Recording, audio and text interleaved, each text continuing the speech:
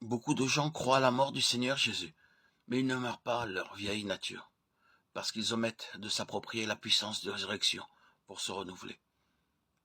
De même que nous sommes devenus une même plante dans la mort du Seigneur Jésus, Romains 6, 5. Ainsi, nous le serons par la conformité à sa résurrection.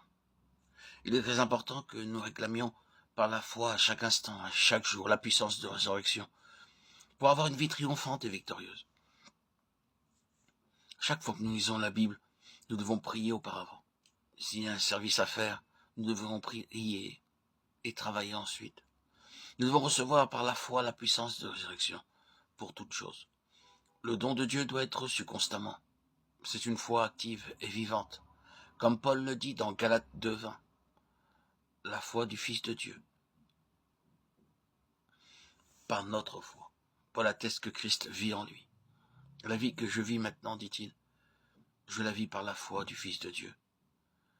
Ce doit être une foi active, vivante. Vous devez être conscient que le Seigneur Jésus-Christ vit en nous, et ainsi mettre en œuvre la foi pour tous vos besoins, vos responsabilités et vos épreuves.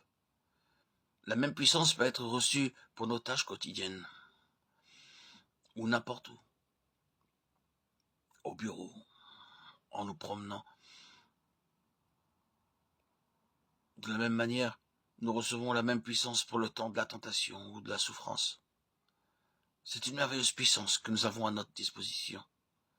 Pour toutes nos responsabilités, nos besoins et nos épreuves, nous recevons en nous, par la foi, premièrement la puissance pour mourir à nous-mêmes. Deuxièmement, la puissance de la résurrection. Les deux vont de pair. Le Seigneur Jésus représente le chef.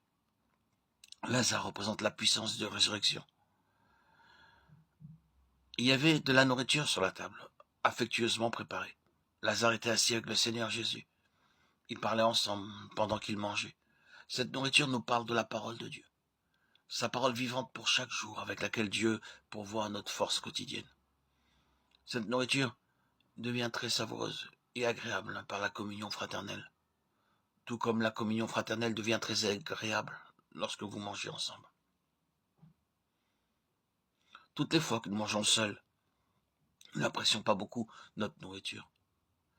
Les frères et les sœurs devraient s'assembler premièrement pour avoir la communion avec le Seigneur Jésus, et ensuite les uns avec les autres.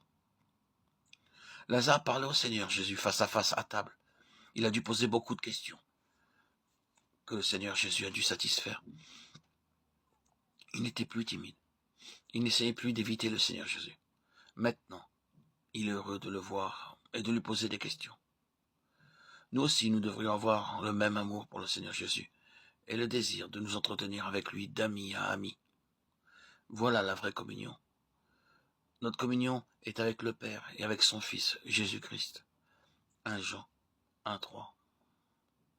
Ensuite, il peut avoir la communion parmi nous.